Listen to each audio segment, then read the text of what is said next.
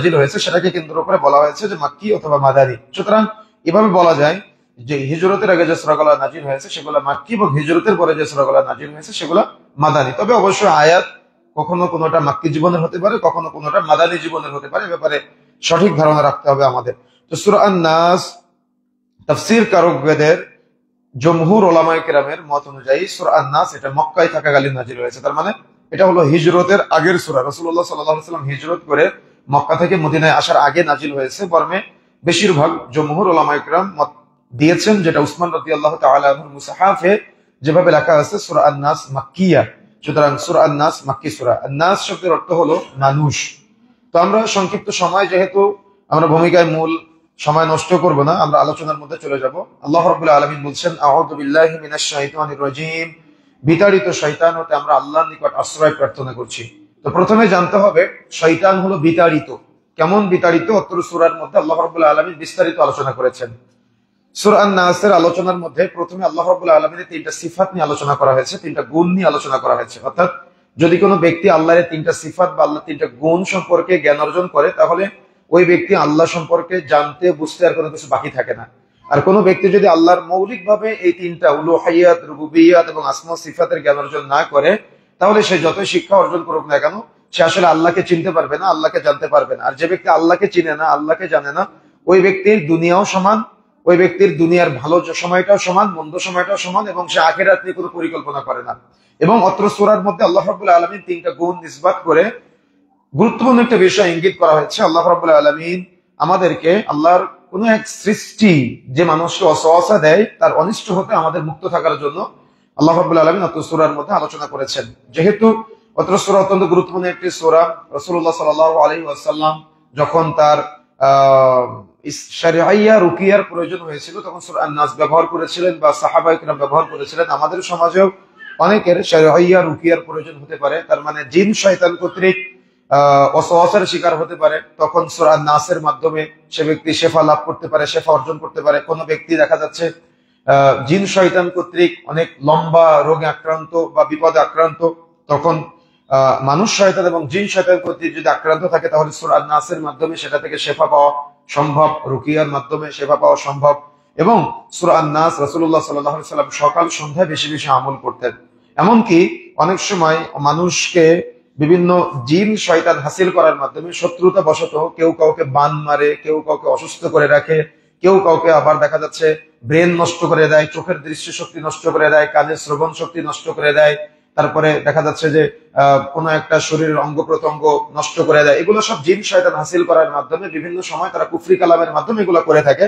তো সূরা আন-নাস সম্পর্কে তাফসীর কারকগণ বা তাফসীর বিশারদ যারা আছেন, উলামায়ে কেরাম, বিশেষ করে মদিনার আলেমগণ, তারা এ ব্যাপারে ডিটেইলস আলোচনা করেছেন। সূরা আন-নাসের উপরে প্রায় 18 খণ্ডের একটা লম্বা তাফসীর পাওয়া যায়।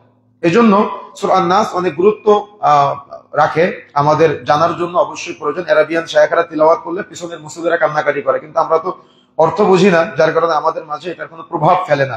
তো এই জন্য যেহেতু সূরা আন-নাসের অত্যন্ত ফজিলত আছে, যদি কেউ বদনজরের শিকার হয়, তারপরে দেখা যাচ্ছে কোন সময় মানুষ কর্তৃক বা শয়তান কর্তৃক কখনো যদি কেউ দেখা যাচ্ছে কুফরি কালামের শিকার হয়, তাহলে সূরা আন-নাসের মাধ্যমে পরিত্রাণ পাওয়া সম্ভব। এ ব্যাপারে লম্বা আলোচনা আছে, আমরা আলোচনার মধ্যে ডিটেইলস সংক্ষিপ্ত আকারে করার চেষ্টা করবো ইনশাআল্লাহ।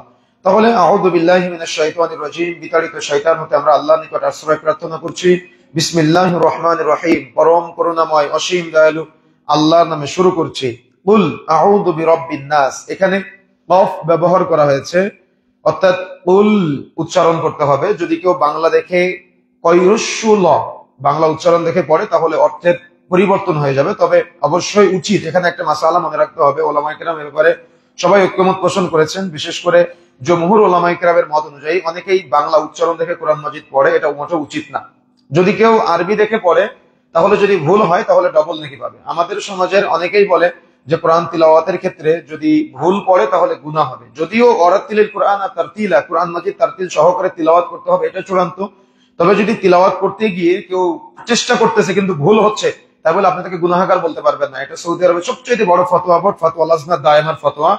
কোরআন মাজিদের ইলম অধ্যায়ের মধ্যে, অর্থাৎ ইলম অধ্যায়ের মধ্যে এ ব্যাপারে ডিটেলস আলোচনা করা হয়েছে। আমাদের সমাজে অনেকেই এ ব্যাপারে একটু ভুল ধারণা পোষণ করে যে কোরআন তিলাওয়াত করতে গিয়ে যদি কেউ প্রচেষ্টা করতেছে কিন্তু ভুল হচ্ছে তাকে গুনাহগার বানায় দেয়, এই জন্য বাংলা লিখে দেয় নিচে যে বাংলা দেখে দেখে পড়ো যাতে করে ভুল না হয়। কিন্তু আরবিয়ান শায়েখরা এটা নিষেধ করেন। তারা বলতে চায় এটা যে আপনি আরবি দেখে পড়েন। রাসূলুল্লাহ সাল্লাল্লাহু আলাইহি ওয়াসাল্লাম বলছেন মুসনাদ আল হাকিম 3 নম্বর খণ্ডে 18 নম্বর পৃষ্ঠার মধ্যে আসছে যে ব্যক্তি কোরআন মাজিদ পড়তেছে, যে পড়তে পারে আলিফ হারফুন লাম হারফুন মিম হারফুন, তার আলিফে 10 নেকি, লামে 10 নেকি, মিমে 10 নেকি।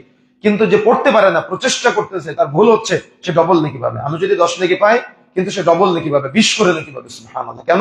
সে প্রচেষ্টা করতেছে। এই জন্য জমহুর উলামায়ে কেরামের মত অনুযায়ী কোরআন মাজিদ যাতে করে মানুষ আরবিতেই চর্চা করে, প্রচেষ্টা চালায়, এই জন্য বাংলা উচ্চারণ বা স্ব দেশের নিজ নিজ দেশের ভাষায় কোরআন মাজিদ না পড়ে, অর্থ পড়তে পারে, অর্থ পড়বে, কিন্তু উচ্চারণটা যেন নিজ নিজ ভাষায় না পড়ে, উচ্চারণটা যেন আরবিতেই পড়ে। যদিও তার ভুল হয় তবুও তাকে আপনি কাবিরা গুনাহগার বলতে পারবেন না। কিন্তু একজন ব্যক্তি চেষ্টা করে না, সে দেখা যাচ্ছে বারবার ভুল পড়তে আছে, সে শুদ্ধ করার প্রচেষ্টাও চালায় না, তার হিসাব ভিন্ন। কিন্তু একজন ব্যক্তি পড়তেছে কিন্তু ভুল হচ্ছে, কিন্তু প্রচেষ্টা করতেছে সঠিকভাবে পড়ার জন্য, সে ডবল নেকি পাবে প্রচেষ্টা করার কারণে। সুবহানাল্লাহ। এই জন্য এক্ষেত্রে অনেকেই কঠোরতা আরোপ করে, অনেক বড় বড় কাবিরা গুনাহগার বানিয়ে দেয়, এটা মোটেও উচিত না। তো যে কথা বলতে চাচ্ছিলাম, আল্লাহ রাব্বুল আলামিন বলছেন কুল আউযু বিরাব্বিন নাস, আমি আশ্রয় চাচ্ছি মানুষের রবের বা মানুষের প্রতিপালকের নিকট, অর্থাৎ রব্বুন নাস। এখানে রব শব্দটি আল্লাহ রাব্বুল আলামিন নিয়ে এসে আল্লাহর একটা সিফাত বা গুণ বর্ণনা করেছেন। অর্থাৎ আমরা প্রথম নম্বর আয়াতে আল্লাহকে রব হিসেবে পেলাম, 2 নম্বর আয়াতে আমরা বললাম মালিকিন নাস, আল্লাহ হলেন মালিক। তার মানে কাছে আশ্রয় চাচ্ছি নিসবাত করা হচ্ছে। তাফসীরের পরিভাষায় নিসবাত বলা হয় একটা আয়াত যখন একটা দিকে ইঙ্গিত করা হয়, পরবর্তী আয়াতের যদি আপনি সারমর্ম বুঝতে না পারেন তাহলে বুঝবেন যে ওই পূর্বের আয়াত বা পরের আয়াতের দিকে নিসবাত করা হয়েছে। তো মালিকিন নাস বলতে বোঝানো হয়েছে আমরা ওই যে আশ্রয় চাচ্ছি, প্রথম আয়াতে বলেছিলাম, তার মানে আমরা মানুষের মালিকের নিকট আশ্রয় চাচ্ছি। প্রথম আয়াতে যেমন আমরা বলেছি যে মানুষের রবের নিকট আশ্রয় চাচ্ছি, দ্বিতীয় আয়াতে বললাম মানুষের মালিকের নিকট আশ্রয় চাচ্ছি, 3 নম্বর আয়াতে আমরা আবার বলি ইলাহিন নাস। অর্থাৎ এই একটা আয়াত আবার প্রথম আয়াতের দিকে নিসবাত করা হয়েছে, তার মানে মানুষের ইলাহ অর্থাৎ ইলার নিকট আমরা আশ্রয় চাচ্ছি। তাহলে প্রথম 3টা আয়াতে আমরা আল্লাহ 3টা সিফাত বা 3টা গুণের আমরা আলোচনা শুনতে পেলাম। এক হলো আল্লাহ রব, 2 নম্বর আল্লাহ মালিক, 3 নম্বর আল্লাহ হলেন ইলাহ। এখন আল্লাহকে বাংলাদেশের মানুষ, বিশেষ করে বাংলাদেশ, ভারত, পাকিস্তানের মানুষ রব হিসেবে জানে। যদি কেউ জিজ্ঞাসা করে যে তোমার রবকে, বলে আল্লাহ, কিন্তু আল্লাহকে পালনকর্তা হিসেবে মানে না, আল্লাহকে রিজিক দাতা হিসেবে মানে না, আল্লাহকে একক সত্তা হিসেবে মানে না, আল্লাহকে ইবাদত পাওয়ার একক হকদার হিসেবে বাংলাদেশ, ভারত, পাকিস্তানের মানুষ গ্রহণ করতে চায় না। কারণ তাদের মাঝে ওই ধারণাটা নাই। ধারণা নাই বলতে অধিকাংশ মানুষকে যখন আমরা বিভিন্ন মাহফিলে জিজ্ঞাসা করি যে তাওহীদ উলুহিয়ার সংজ্ঞা কি, তারা বলতে পারে না। তাওহীদ রুবুবিয়্যার সংজ্ঞা কি, তারা বলতে পারে না। তাওহীদ আসমা সিফাতের সংজ্ঞা কি, তারা বলতে পারে না। এখন একজন মুসলমানের যদি মৌলিক তাওহীদের জ্ঞান না থাকে আর ও যদি দুনিয়াতে আল্লাহর এই উলুহিয়াত, রুবুবিয়্যাত, আসমা সিফাত সম্পর্কে সঠিক ধারণা না রাখে, তাহলে ও কি কবরে বলতে পারবে যে রব্বি আল্লাহ, আমার রব আল্লাহ? ও তো বলতে পারবে না। কেন? ও তো আল্লাহকেই চিনে না। একজন কবর পূজারী, মাজার পূজারী, খানকা পূজারী, সে কেন পূজা করে? ও তার রবকে রব হিসেবে চিনে না, ও তার আল্লাহকে মালিক হিসেবে জানে না, ও পালনকর্তা হিসেবে জানে না, ও ইবাদতের একক হকদার হিসেবে জানে না। একজন হিন্দু যেমন হাত পাওয়ালা মূর্তির সামনে পূজা করে, কেন? ও ভাবে যে তার মাধ্যমে আমি আমার রবের পাবো বা চাইবো। দেখেন, এই যে তাফসীর গুলোর মধ্যে একটা মৌলিক আলোচনা আমি পেয়েছি, সেটা হলো হিন্দুরা যেমন মূর্তির সামনে পূজা করে না, কেন পূজা করে জানেন? কারণ হলো ওই প্রত্যেকটা মূর্তির মধ্যে একটা করে জিন শয়তান থাকে। প্রত্যেকটা মূর্তির মধ্যে, তারা যতগুলি মূর্তি বানায়, প্রত্যেক মূর্তির মধ্যে, সহিহ মুসলিমের হাদিস 2 নম্বর খণ্ডের মধ্যে এসেছে, প্রত্যেক মূর্তির মধ্যে একটা করে জিন শয়তান থাকে। তারা যেটা চায়, আমাদের শরীরে কারিন জিন আছে, এই কারিন জিনটা ওই তাদের ইচ্ছাটা ওই জিনকে বলে, বলার পরে ওই জিন শয়তান তাকে আবার দেওয়ার চেষ্টা করে পথভ্রষ্ট করার জন্য। তখন ও ভাবে যে আমার প্রভু তো আমাকে দেয়। তার রব কিন্তু একটা না। বিধর্মীদের রব, বিশেষ করে হিন্দুদের রব কিন্তু একটা না। যতগুলো মূর্তি, প্রত্যেকটা মূর্তির কাছে তারা এক একটা মূর্তিকে এক একটা রব বানিয়েছে এবং এক একজন মূর্তির কাছে এক এক রকম কিছু চাই। কারোর কাছে খাবার চাই, কারোর কাছে বাড়ি ঘর চাই, কারোর কাছে তাদের স্বর্গ চাই। এরকম ভিন্ন ভিন্ন মালিকের কাছে তারা ভিন্ন ভিন্নতা চাই। যেমন এই জন্য এই আয়াতের তাফসীরুল মধ্যে বিশেষ করে সূরা ইখলাসের যে কালিমার স্বীকৃতির বর্ণনা ডিটেইলস এসেছে। যেমন বাংলাদেশে আমরা অনুবাদ করি, কালিমার অনুবাদ কি লা ইলাহা ইল্লাল্লাহর অর্থ হলো আল্লাহ ছাড়া মাবুদ নাই। কিন্তু আরাবিয়ান শায়খরা এটা অনুবাদ করে না, তারা বলেন বিহাক্কিন লা মাবুদা ইল্লাল্লাহ, আল্লাহ ছাড়া হক, আল্লাহ ছাড়া সত্য এবং আল্লাহ ছাড়া প্রকৃত কোনো মাবুদ নাই। তার মানে পৃথিবীর মানুষ আল্লাহকে বাদী রেখে, আল্লাহকে বাদ দিয়ে তারা সূর্যকে রব মানে, চন্দ্রকে রব মানে, পীরকে রব মানে, মাজারকে রব মানে, মাজারের মধ্যে শুয়ে থাকা ব্যক্তিকে রব মানে, পাহাড়কে রব মানে, পাথরকে রব মানে, তারা আল্লাহর বিভিন্ন সৃষ্টিকে তারা রব মানে আল্লাহকে পাওয়ার জন্য। এই জন্য এই বিহাক্কিল্লা মাহবুদা ইল্লাল্লাহ এর শব্দটা যুক্ত করেছেন আরাবিয়ান শেখরা, বিশেষ করে জমহুর উলামায়ে কেরাম এটাই স্বীকৃতি দিয়েছেন। এই জন্য মৌলিকভাবে আল্লাহর উলুহিয়াত, আল্লাহর রুবুবিয়াত, আল্লাহর আসমা সিফাতকে জানতে হবে। যদি আপনি জানতে পারেন, এখানে যেমন মালিকিন নাস বলা হয়েছে সূরা ফাতিহার মধ্যে, আমরা যেমন বলি মালিকি ইয়াউমিদ্দিন, আল্লাহ বিচার দিবসের মালিক, কিন্তু সূরা আন-নাসের এই মালিকের অর্থ কিন্তু ওই মালিক না, এই মালিকের অর্থ হলো অধিপতি। অর্থাৎ আল্লাহ বিচার দিবসের অধিপতি হলো মালিক হবে সূরা ফাতিহার মালিকের অনুবাদে, কিন্তু আপনি সূরা আন-নাসের এখানে কোনো টান নাই, মালিক, অর্থাৎ এই মালিক শব্দের অর্থ হলো অধিপতি, অর্থাৎ আল্লাহ রাব্বুল আলামিনকে আপনি অধিপতি হিসেবে স্বীকৃতি দিলেন।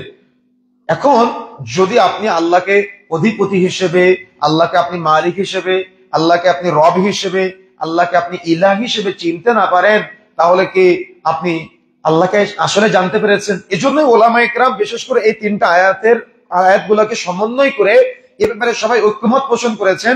যদি কেউ তাওহীদের এই মৌলিক জ্ঞান অর্জন না করে, তাহলে সে যদি সালাত আদায় করে তার সালাত কবুলযোগ্য হবে না, সে যদি সিয়াম পালন করে তাহলে তার সিয়াম কবুলযোগ্য হবে না, সে যদি হজ করে তাহলে তার হজটা কবুলযোগ্য হবে না, সে যদি যাকাত আদায় করে তার যাকাতটাও কবুলযোগ্য হবে না। কেন? তার যাকাতের সাথে, তার সালাতের সাথে, তার হজের সাথে, তার দানের সাথে আল্লাহর কোনো সম্পৃক্ততা নাই।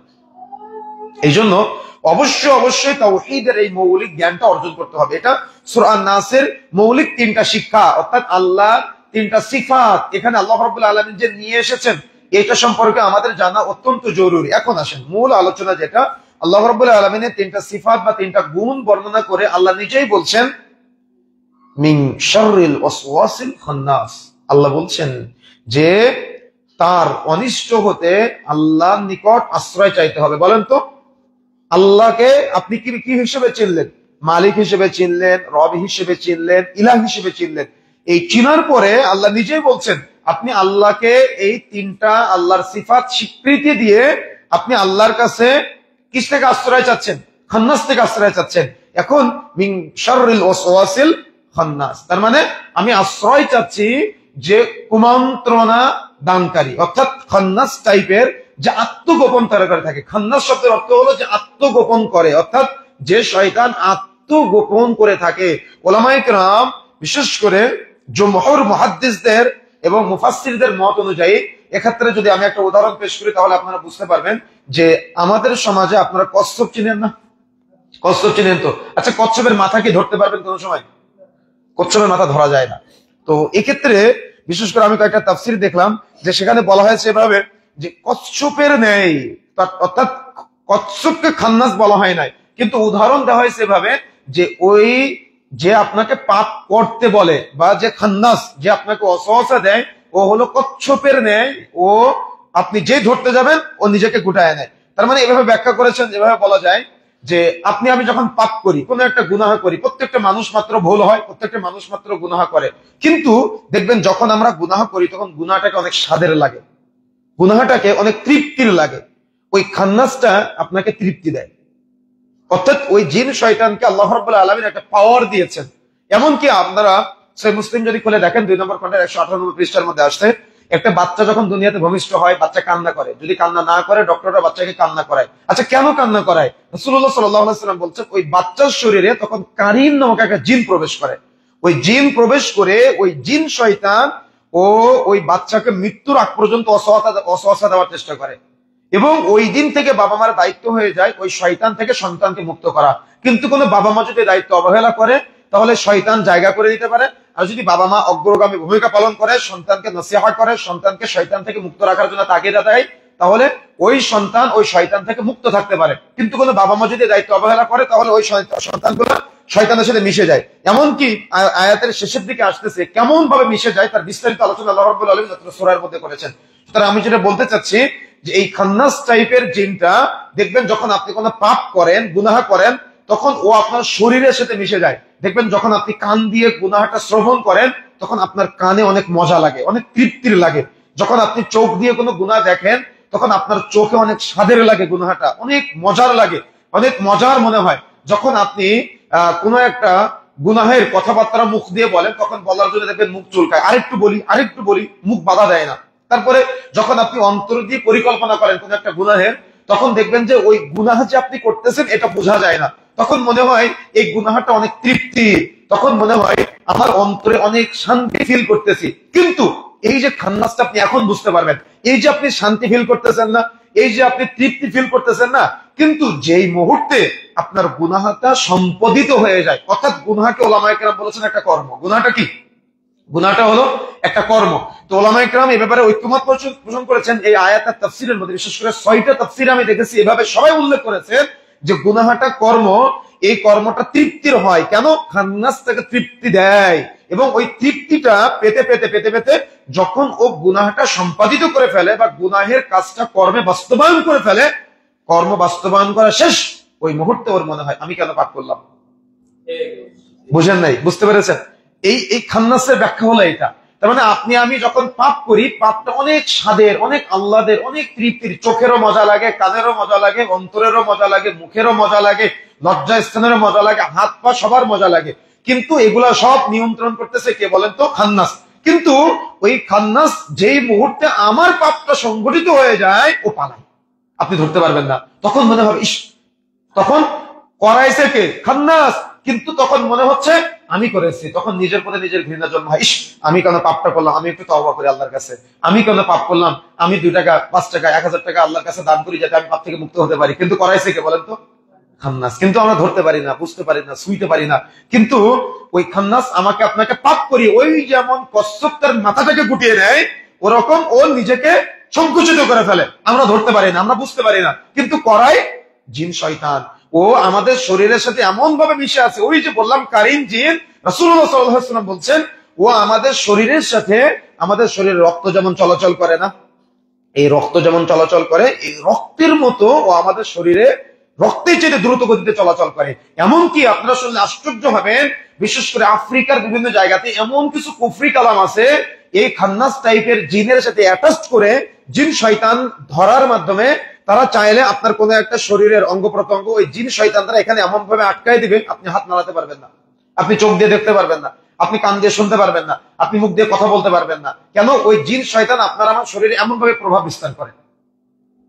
প্রত্যেকটা জিন শয়তান কর্তৃক নিয়ন্ত্রিত মানুষ আমরা। দেখেন, এটা আমার কথা না, আল্লাহ, এটা আল্লাহ নিজে বলছেন, আল্লাযী ওয়াসবিসু ফি সুদুরিন নাস। এই সুদূর শব্দটি কোথা থেকে এসেছে? সদর থেকে এসেছে, অর্থাৎ বুক। কোথায় কুমন্ত্রণা দেয় বলেন তো? অন্তরে কুমন্ত্রণা দেয়। আর অন্তর আপনার ব্রেনে এই তথ্যটা পাঠায়, পাঠানোর পরে আপনার ব্রেন আবার আপনার হাতকে নির্দেশ দেয় তুমি এটা করো, আপনার আমার ব্রেন আমার চোখকে নির্দেশ দেয় তুমি এটা করো, মুখকে নির্দেশ দেয় তুমি এটা বলো, লজ্জাস্থানকে নির্দেশ দেয় তুমি এটা কর্মে বাস্তবায়ন করো। তার মানে এখানে আল্লাহ নিজেই বলছেন আল্লাযী ওয়াসবিসু ফি সুদুরিন নাস, ও তোমার অন্তরে কুমন্ত্রণা দেয়। আরে শক্তি আল্লাহ নিজে দিয়েছেন তাকে। কেন দিয়েছেন? আমরা দুনিয়াতে এসেছি পরীক্ষার জন্য। দেখেন, এই পরীক্ষা আল্লাহ নিচ্ছেন, পরীক্ষার প্রশ্নপত্র আল্লাহ ফাঁস করে দিয়েছেন, উত্তরটাও আল্লাহ বলে দিয়েছেন, কিন্তু আবার 999 জন ফেল করবো আমরা। কেন বলেন তো? আমাদের গাফিলতির কারণে, আমাদের অবহেলার কারণে, আমাদের অবজ্ঞার কারণে। তাহলে আল্লাহ রাব্বুল আলামিন কি বলে নাই?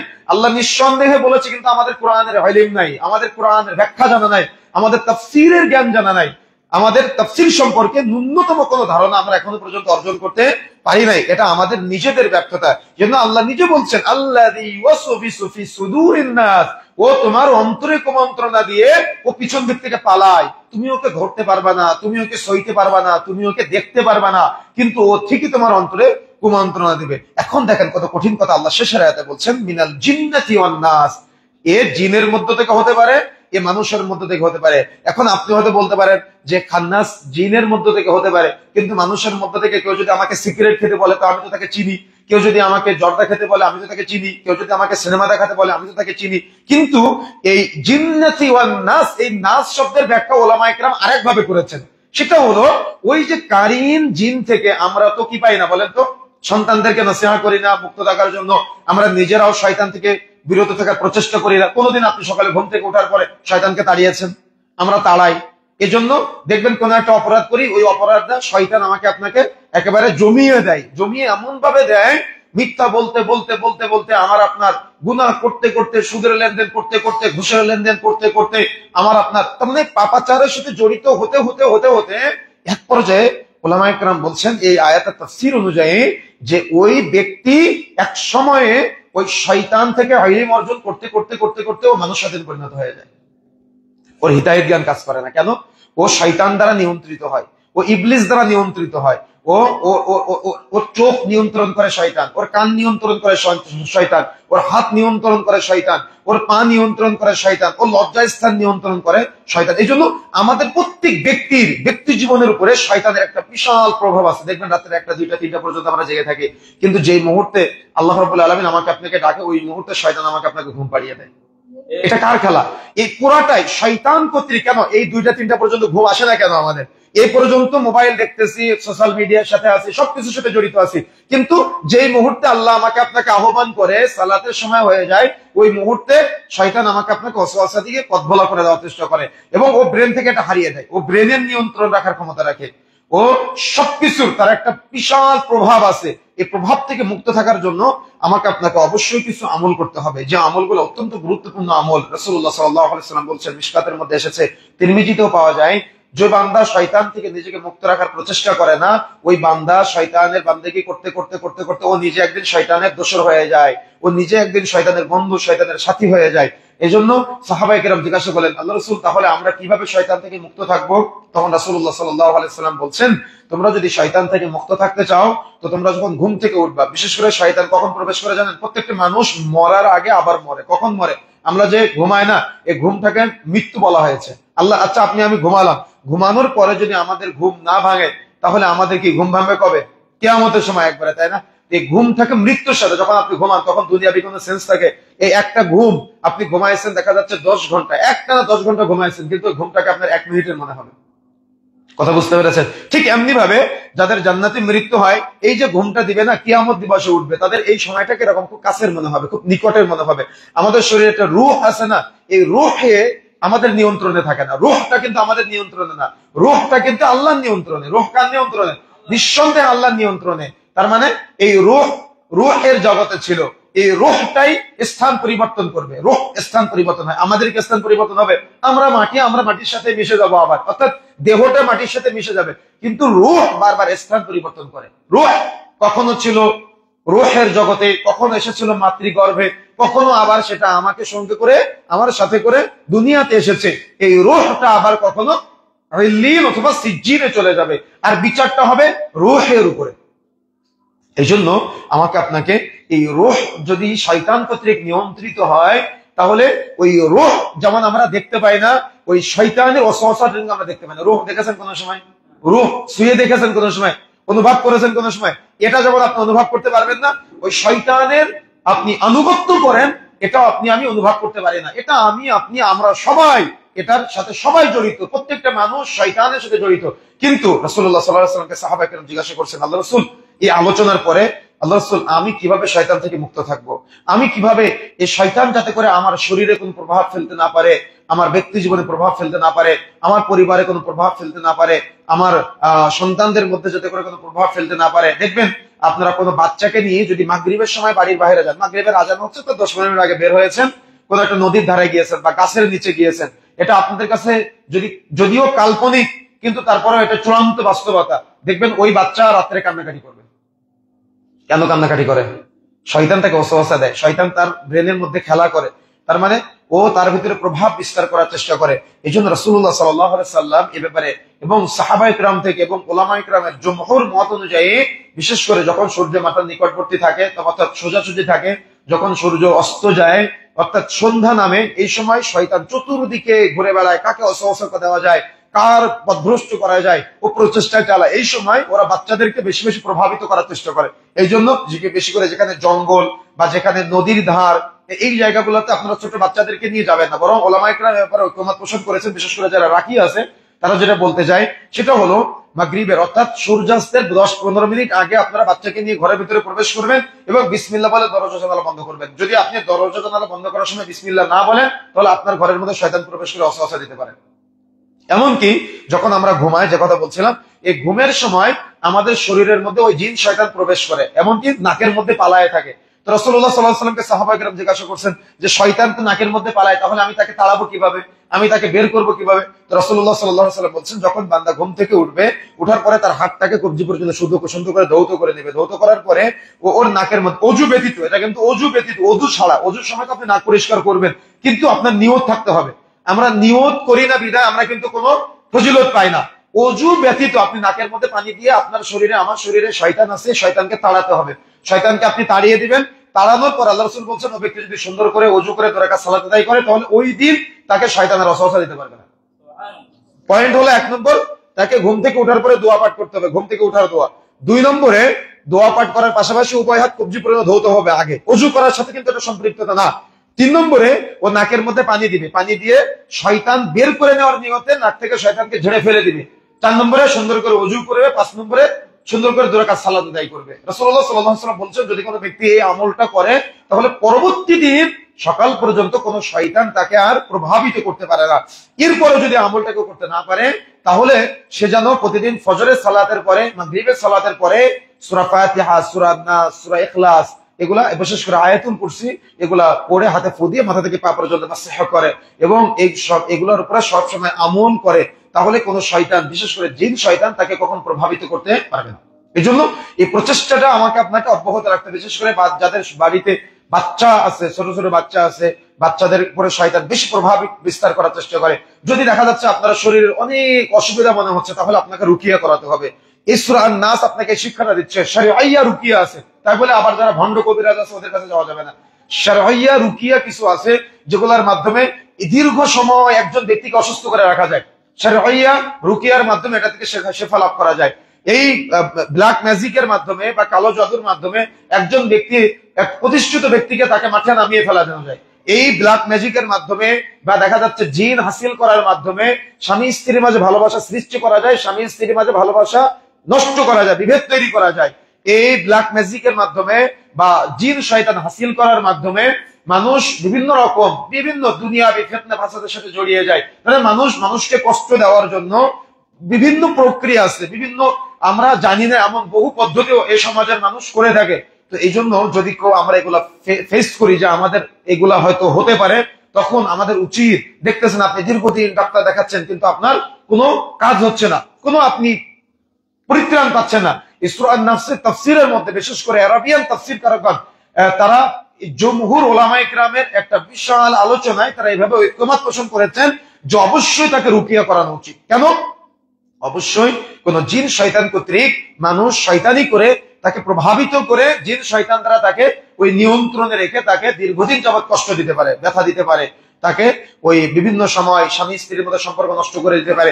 এই জন্য সর্বাবস্থায় সূরা আন-নাসের এই আলোচনা আমরা যেটা জানতে পারলাম, যে আমরা যদি শয়তানের দোসর হতে না চাই, শয়তানের বন্ধু হতে না চাই, আমরা যদি শয়তানের গোলামি করতে না চাই, শয়তানের তাবেদারি করতে না চাই, তাহলে অবশ্যই আমাকে ইলম অর্জন করতে হবে, জ্ঞান অর্জন করতে হবে। আল্লাহর কাছে সবসময় চাইতে হবে, আল্লাহুম্মা ইন্নী আসআলুকা ইলমান নাফিআ, ইলমান নাফিআ চাইতে হবে, অর্থাৎ উপকারী জ্ঞান।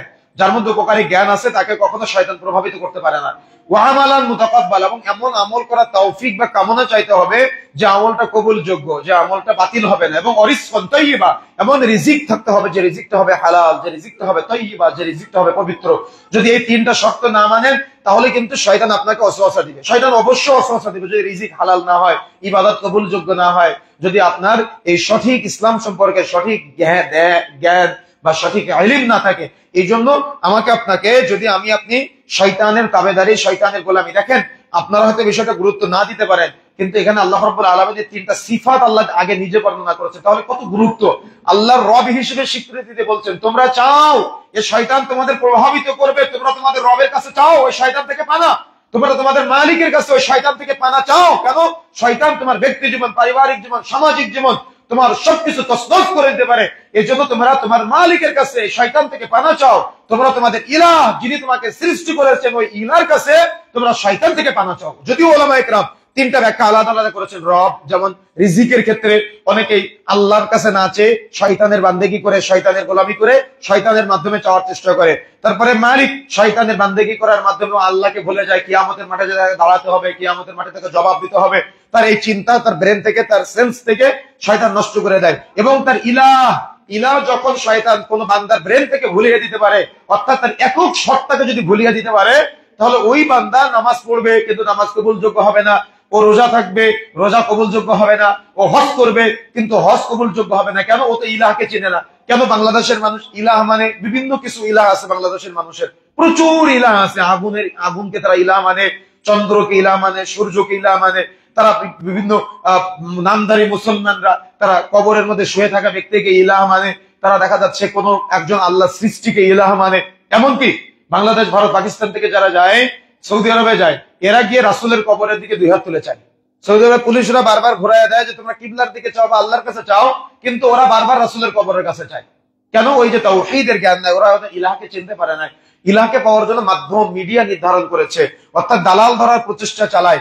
এই জন্য সর্বাবস্থায় মনে রাখতে হবে আল্লাহ রাব্বুল আলামিনের তিনটা গুরুত্বপূর্ণ সিফাত, অর্থাৎ উলুহিয়্যা, রুবুবিয়্যা, আসমা ও সিফাতের এই তিনটা গুরুত্বপূর্ণ সিফাত আল্লাহ রাব্বুল আলামিন বলছেন তোমরা আশ্রয় চাও তোমাদের রবের কাছে এই শয়তান থেকে, যে শয়তান তোমাদের কুমন্ত্রণা দেয় অন্তরে, যে শয়তান খান্নাস, যে শয়তান অন্তরে কুমন্ত্রণা দিয়ে পালিয়ে যায়। ও পালানোর পরে তোমরা তোমাদের নিজেদেরকে অপরাধী মনে করো, কিন্তু কুমন্ত্রণা দিয়েছে শয়তান। এই জন্য তোমরা তোমাদের রবের কাছে, তোমরা তোমাদের ইলার কাছে, তোমরা তোমাদের মালিকের কাছে ওই শয়তান থেকে পানা চাও।